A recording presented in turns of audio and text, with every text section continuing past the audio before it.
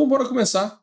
Encontre os valores de A e B para que a função f(t) seja contínua em todo o seu domínio. Primeiro passo. Eu adoro explicar os exercícios com esse passo a passo. E presta atenção. Se aparecer um exercício semelhante a esse, com função em partes, perguntando se ela é contínua, com letras, você vai usar o mesmo passo a passo que eu estou colocando aqui. Tá? Isso aqui é o método que eu te falei, de identificação de padrões. Eu vou te passar o padrão de resolução que pode ser replicado para qualquer tipo de exercício desse tipo aqui. Enfim, o primeiro passo é montar um diagrama. Por que eu gosto de passar esse diagrama? Porque, às vezes, essa função em partes ela vem toda misturada. Aqui veio na ordem. Antes do 2, entre 2 e 3, depois do 3, né? Aqui está errado. Depois do 3. Pronto. Está na ordem, tá vendo? Está na ordem crescente. Antes do 2, entre 2 e 3, depois do 3. Só que não precisa estar em ordem. Isso aqui pode vir alterado. Se esse negócio vir alterado, aí fica mais difícil você interpretar. Você escolher qual função que você vai usar. Então, para você passar em cálculo de primeira, muito cuidado com a função em partes. Ela não precisa estar em ordem crescente. E às vezes aparece na prova como uma ordem aleatória. Por isso que o primeiro passo é montar o diagrama. Se você montar esse diagrama, olha que legal.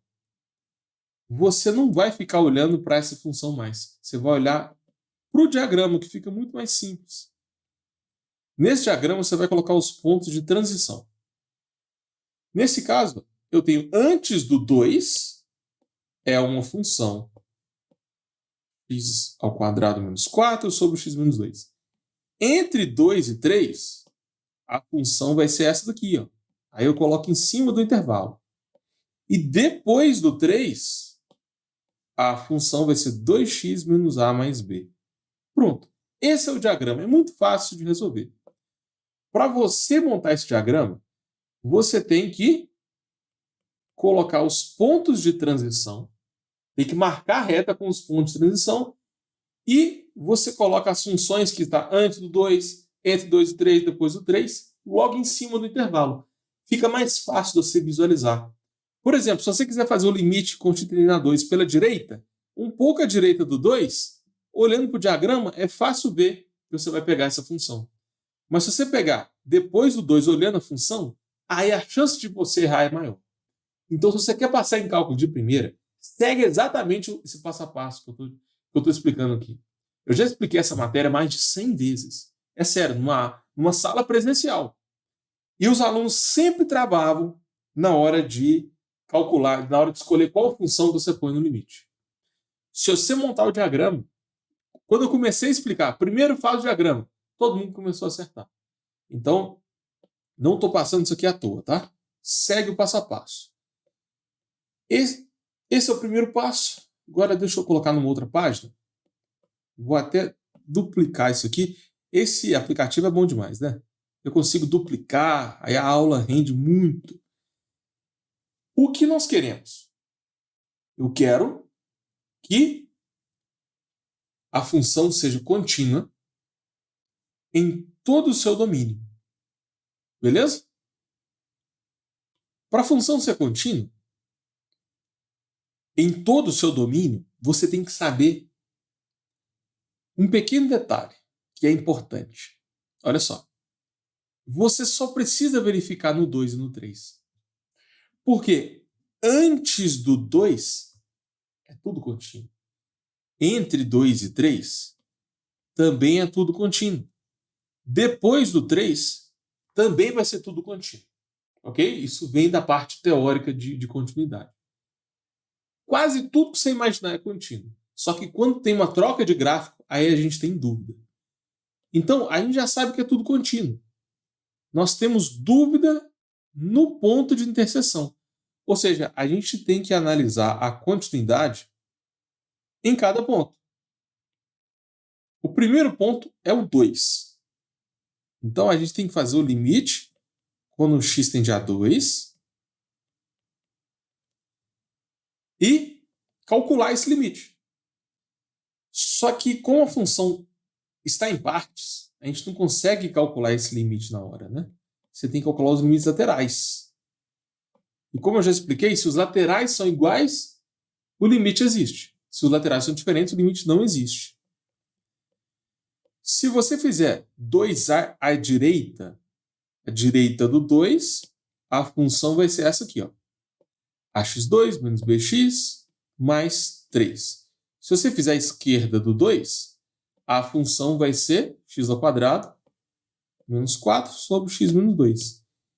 Quando você faz limite de uma função em partes, eu chamo isso aqui de tipo 4 de limites. Tem mais de 5 tipos, tá? Em outras lives eu falei mais sobre isso. Mas todos os exercícios de continuidade caem no limite do tipo 4. E o limite do tipo 4 você tem que fazer limite à direita e à esquerda e vai aparecer funções diferentes. Então bora resolver esses limites. Onde tem x eu coloco 2. Então fica a vezes 2 ao quadrado menos b vezes 2 mais 3. Isso vai dar 4a menos 2b mais 3. Essa é a resposta do limite à direita. E o limite à esquerda, esse limite aqui está dando 0 sobre 0. Então, olha só. Esse limite aqui de cima é do tipo 1, porque você substituiu de um número. Esse limite aqui é do tipo 3, porque se você substituir, dá 0 sobre 0. Então, é isso que eu estou te falando. Usando a técnica de identificação de padrões, rapidamente você já sabe qual é a melhor maneira de resolver o exercício. Nesse tipo de exercício, a gente tem que manipular para resolver. x² menos 4 pode ser escrito como x mais 2, x menos 2, né? Diferença de quadrados. E embaixo eu tenho x menos 2. Corta x mais 2 com x menos 2. Pronto. Agora a gente consegue fugir da indeterminação. Então, esse limite que estava dando 0 sobre 0, agora vai ser simplesmente limite constituído a 2 de x mais 2. Substitui x por 2. Fica 2 mais 2, que é igual a 4. Então, eu calculei esse limite aqui, com 2 à direita, com 2 à esquerda, né? E é um limite do tipo 3. Limite do tipo 0 sobre 0. Para você passar em cálculo de primeira, tem que saber resolver esse tipo de exercício, tá? Já vi isso cair demais nas provas e é onde os alunos mais travam. Eu já fiz outras lives sobre esse assunto, tá? Aprofundando mais nesse assunto. Se vocês quiserem que eu faça mais, põe aqui nos comentários. Então, beleza. Agora, eu sei o valor. Deixa eu colocar uma reta para separar. O limite à direita está dando 4a menos 2b mais 3. O limite à esquerda está dando 4. Para a função ser contínua, o limite tem que existir. Concorda comigo? Para esse limite existir, os laterais devem ser iguais. Então, a gente tem que igualar. Vira uma equação do primeiro grau.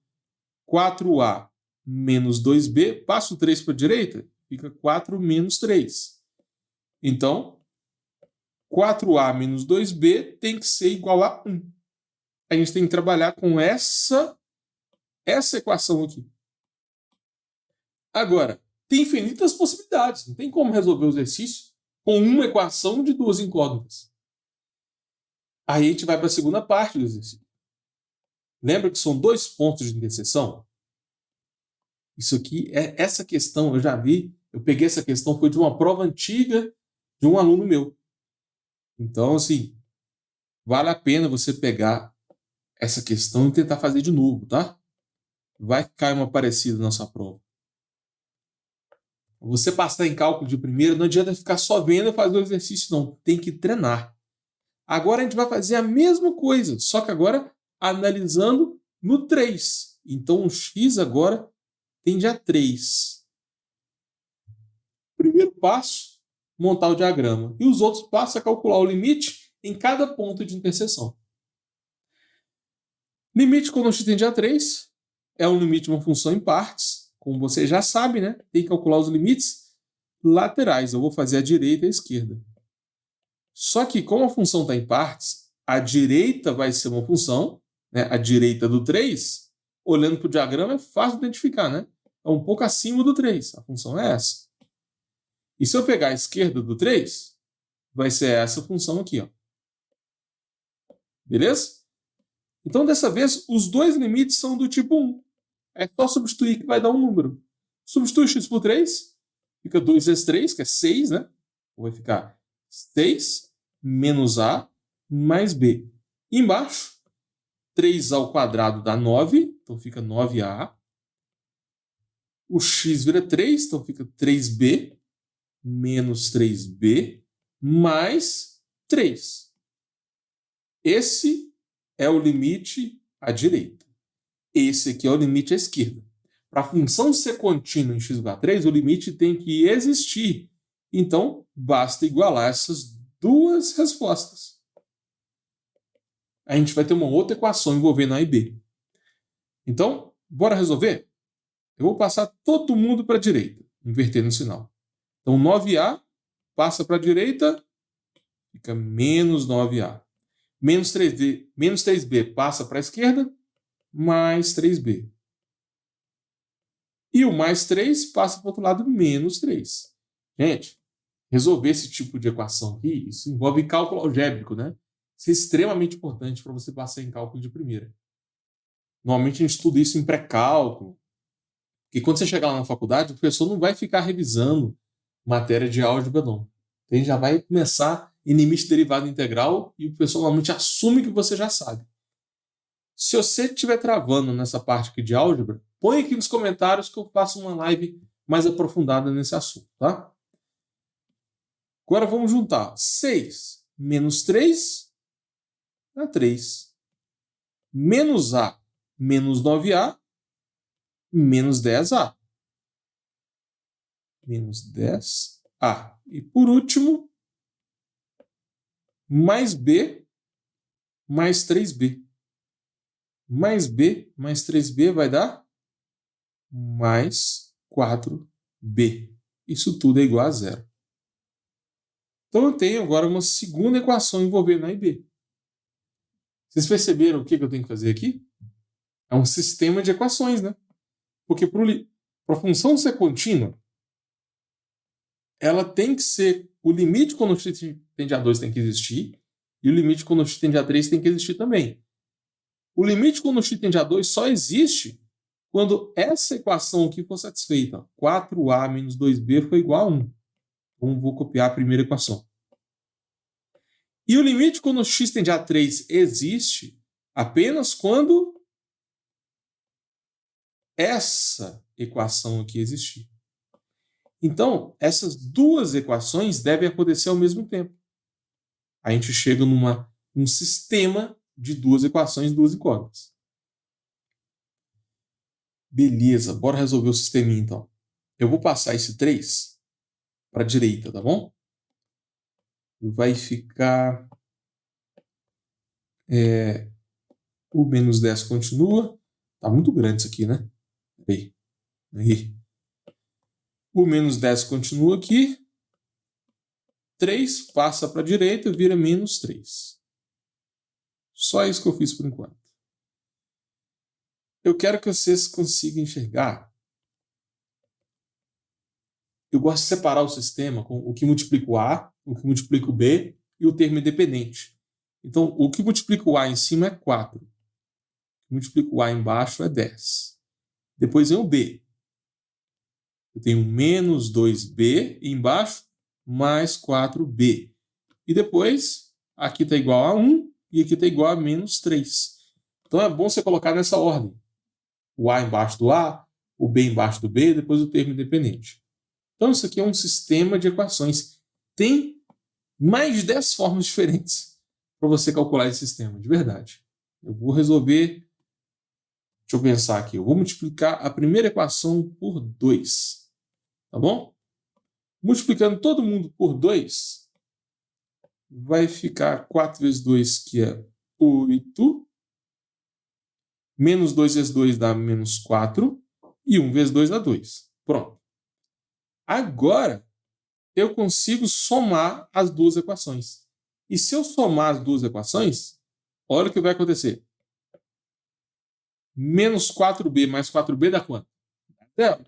Então, essa foi a técnica que eu usei, entendeu? Eu multipliquei aqui por 2, porque depois eu vou somar com a de baixo e vou cancelar uma variável.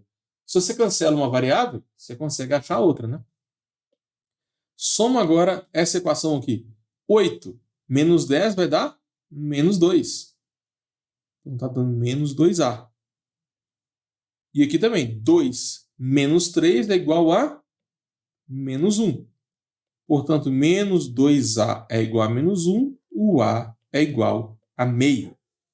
Galera, quem não entendeu o que eu expliquei aqui, com a resolução desse sistema, põe aqui nos comentários, porque eu posso fazer uma outra live resolvendo esse mesmo sistema aqui de 5 formas diferentes. Você consegue substituir você consegue usar o método de comparação, substituição, tem como usar a regra de Cramer, montar uma matriz, tem várias formas de resolver. Eu escolhi uma aqui que eu achei mais fácil, mas você pode escolher do jeito que você achar melhor. Para você passar em cálculo de primeira, é importante você ter uma noção sobre resolução de sistemas lineares. Agora, a gente sabe o valor de A. O A é igual a meio. Só que eu preciso de achar o B, né? Eu tenho que achar o valor de A e de B. Para achar o valor de A, basta você escolher qualquer uma das duas equações. Aleatoriamente eu escolhi a segunda. Aonde tem A, eu vou escrever meio. E agora eu sei o valor de A. Fica menos 10 vezes meio mais 4b, que é igual a menos 3. Menos 10 vezes meio é menos 5, né? Metade de 10. Então fica menos 5 mais 4b, que é igual a menos 3. Passo o menos 5 para a direita. Então 4b menos 5 mais 3. Deixa eu escrever aqui. Menos 5. Não, é menos 3 mais 5, né? Menos 3 mais 5 vai dar 2 positivo. Então 4b é igual a 2. Quem é b? O b vai ser 2 sobre 4. O b, portanto, é meio. Para a função f de x ser contínua em todo o seu domínio, o valor de a deve ser meio e o valor de b também deve ser meio. Essa é a resposta do exercício. Perceba que eu peguei uma questão difícil, né? Olha só, foram quatro páginas de resolução, né? Eu poderia ter feito ela mais rápido, mas eu quis fazer bem passo a passo para todo mundo entender. Essa é uma questão mais avançada, mas ela é clássica nas provas. Então, presta atenção. Se você quer passar em cálculo de primeira, pega essa questão aqui, anota no seu caderno e tenta fazer do jeitinho que eu expliquei aqui. Tá em dúvida? Volta um pouco no vídeo e confere a resolução. E se você travar em alguma etapa, por exemplo, você travou na hora de montar o diagrama, põe aqui nos comentários que eu vou te ajudar, tá bom?